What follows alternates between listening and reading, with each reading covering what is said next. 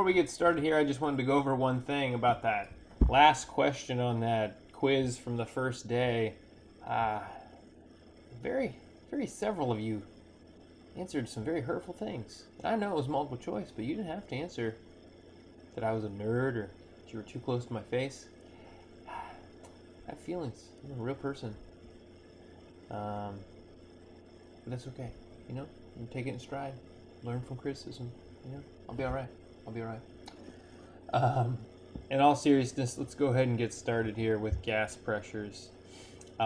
Pressure is a measurement of force over a given amount of area. It's not, a lot of times people think that pressure is just the force, but it's not just about the push or pull on an object. It's about how much surface area is that push or pull impacting a given area. A simple way to understand this better is you have a downward force because gravity is pulling on your mass. Okay, so if you stand up on both feet, the force that is pulling down on you is spread over the surface area of the bottom of your feet that's in contact with the ground. And if you would want to increase the pressure, all you'd have to do is decrease the surface area. For instance, you could pick 1 foot up, and now the same amount of force, your body weight, is impacting a smaller area on the ground. Therefore, pressure is increasing. Another idea would be if you wore high heels. Okay, those high heels, if right now it's really wet outside, would be a greater pressure and therefore would go into the muddy ground. Okay, where if you wore like snowshoes, we're spreading your mass over a greater surface area, your downward force, and therefore there would be less pressure. So what does this have to do with gases? Typically, the way we measure pressure with gases is how much that force in that area is about particle collisions. How many of those particles are colliding with a given surface area? So for instance, one way you can experience this is the air particles that are colliding with your ears. Okay? If you climb to the top of the mountain, like in this picture, if you go up in an airplane, there is less particles that are colliding with the outside of your eardrum, and what happens is the high pressure inside your head is going to push out toward the low pressure and your ears pop. Okay, this happens in the opposite way if you go diving into the bottom of a swimming pool. If you go diving into the bottom of a swimming pool, first of all, you're in a liquid, so that's lots of particle collisions on the outside of your ears, and as those particles collide with the outside of your eardrums, they push inward to the low pressure inside your head, and a lot of times they'll make your ears pop, but they'll also allow water to go in your ear canal, which is not very comfortable. Okay, it can cause an ear infection if that water's in there too long. But really, measuring pressure within a gas is how many particles are present. If you can see in this diagram here, down at the bottom here towards sea level, okay, there's lots more air. There's lots more air density. Therefore, it's higher pressure because there's more particles to collide, okay, with different surfaces. Or if we go higher up, there's less air density. Sometimes we say like it's thin air, okay, like Denver, Colorado, the Broncos play in Mile High Stadium, and a lot of times the players will need oxygen masks because the air is thinner. Okay, a lot of times elite athletes will train in the mountains because they're trying to acclimate to lower air pressure or less air, so that their bodies can become more efficient. Okay, but it's really, so air pressure, air density, particle collisions, all of those things kind of play into what air pressure or gas pressure within a gas actually is. Okay, and there's ways we can measure this. Torricelli was the first to demonstrate this with a barometer that was made out of mercury. We don't use mercury as much. Okay, but the idea was simple. He got a tube that he filled with mercury, and then there was an open pool underneath the tube.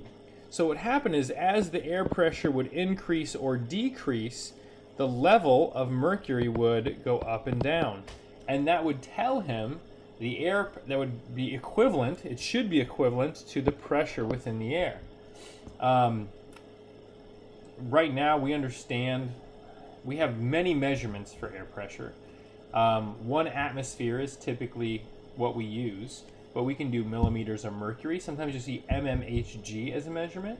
Kilopascals, all of these are different measurements of pressure It's sometimes a torr, which comes from the name Torricelli, would be another measurement for pressure. We'll get to this on the next slide.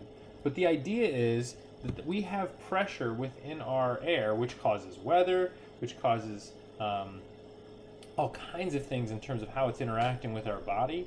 And what sometimes we don't realize is you have an atmosphere pushing down on you. Okay, that's a pressure that's the air that's we're accustomed to it, so we don't feel that all the time. But it's based on air pressure. 760. Well, we'll get to those units here on the next slide. So, what are the units of pressure? A Pascal. Pascal's a famous scientist, a famous mathematician, and he did lots of work with pressure. And so we have pascals or kilopascals is one unit of pressure we use. Another unit is millimeters of mercury. Standard pressure would be 760 millimeters of mercury, which would be equal to 1 atmosphere. If you look down here, we have atmospheres, kilopascals, millimeters of mercury, torr, PSI, which is more of an American standard unit. But you can see we're showing you that these are all equal to each other. Okay, 1 atmosphere is equal to 101.3 kilopascals, is equal to 760 millimeters of mercury. You may need to use these numbers to do conversions, to go from one unit to another, depending on the problem we're doing. There's certain math we're going to get into that will require you to use a certain pressure unit. The math we're going to do today is very simple. Dalton's law of partial pressures basically says within any gas body, there are often many different types of gas. So within this room right now, we've already talked. There's hydrogen, there's carbon dioxide, there's oxygen, there's probably some argon and some other trace gases. The pressure of all those gases added up will equal the total pressure. A lot of times that total pressure is atmospheric pressure. So 760 millimeters of mercury are 1 atmosphere. And we could take the pressure of oxygen, we could take the pressure of carbon dioxide and every other gas in this room, and we could add it up, and it would equal the pressure of this room. Okay? If you're looking for an interesting experiment on how we can calculate this, this video is really good. If you go ahead and fast forward, it's Hank Green. Go ahead and fast forward to 620 and watch it to the end. And they show just a very basic vinegar and baking soda reaction and how you can detect how much gas is being produced from any kind of equation. And then that'll get us to what it means to collect gas over water, which is what we're going to be talking about here for the next couple minutes. The partial pressure of any gas does not depend on what the gas is. All gases have the same pressure no matter the size of the molecule. What it depends on is how much gas you have, moles of gas, and the size of the container. Is the container large or small? And the temperature. Remember, we learned yesterday that as we increase temperature, the kinetic energy increases, and therefore it would collide with greater speed on the outside of that container, therefore increasing the temperature or increasing the pressure. Okay. The reason this becomes important is a lot of times when we collect, one of the most difficult things about chemistry is trying to basically detect a gas. Okay, when you produce a gas with an experiment, how do we make sure that we're just we just know how much gas we produced? Typically, the way this is done is we see the volume. We usually use an apparatus like they used in the video before, and they see the volume of gas that's produced. The problem is when you do that, you build pressure in that container, and it's not just the pressure of the gas being produced, it's also the pressure of the water that you're pumping the gas through. And so you have to account for that, because so within that container, it's not just pure gas of what you're trying to produce, it's also the gas of water vapor. Okay, and the way we account for this is using Dalton's law. So this is a good diagram. Here's zinc and hydrochloric acid, if you recall. Okay, if we add those two to each other, we will get zinc chloride, and we'll get hydrogen gas. So here are the hydrogen gas molecules, you can see here and here, okay? But we also show water vapor. Why? Because we're passing that gas underneath water. It's the only way we can contain this and create an airtight seal. If this wasn't full of water, those hydrogen molecules would be going everywhere. Okay, so we run it through water to make sure that all the hydrogen ends up here contained, and we can measure how much gas we have. The problem is Now we have to account for this water vapor. Well, it's a fairly simple procedure.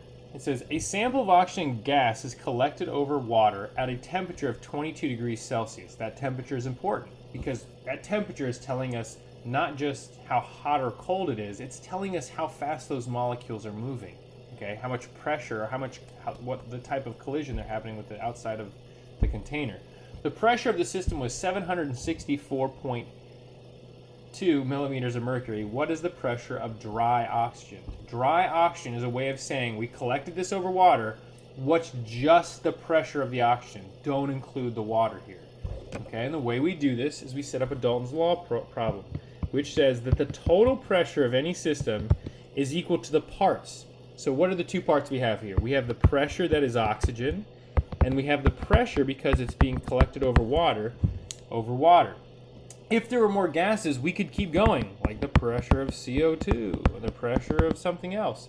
But in this scenario, there are only two gases present, the oxygen that we're looking for and the water that we collected it over.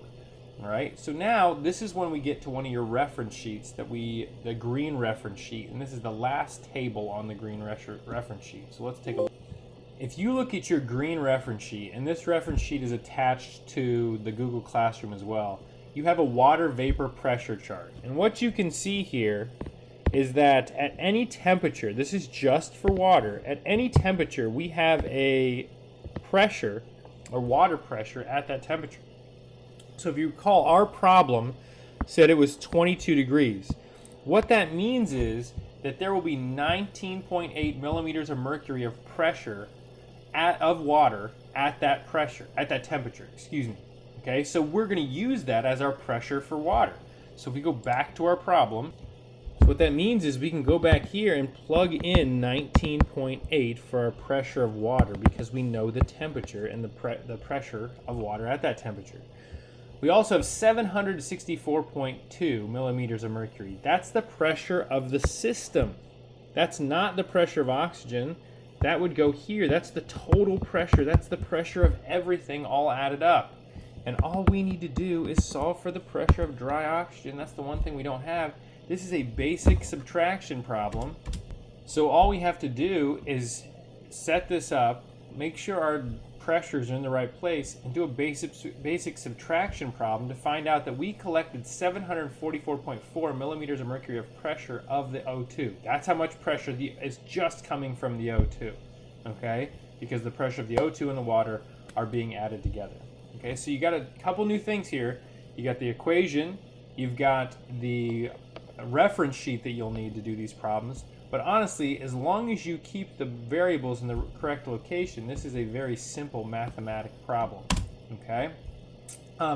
This is a video, it's kind of neat if you're interested in it. It's about a 10-minute video about air cabin pressure within a plane and why it's so important that when that oxygen mask drops down, you put that oxygen mask on. So if you have some time, I would take a look at that. It's pretty neat. But that's really all I wanted to show you today. If you look at the activity questions, you have some different partial pressures. These are all Dalton's Law. So PT equals, and then however many gases are present in that sample. Read carefully, identify your variables, answer these questions. There are 5 of them, so they will not take you a long time. Go ahead and get those done. Once again, you can look at keys online if you're struggling on how to do this, or shoot me an email and we can walk through a couple. Good job today. Be good to somebody today. We will see you soon.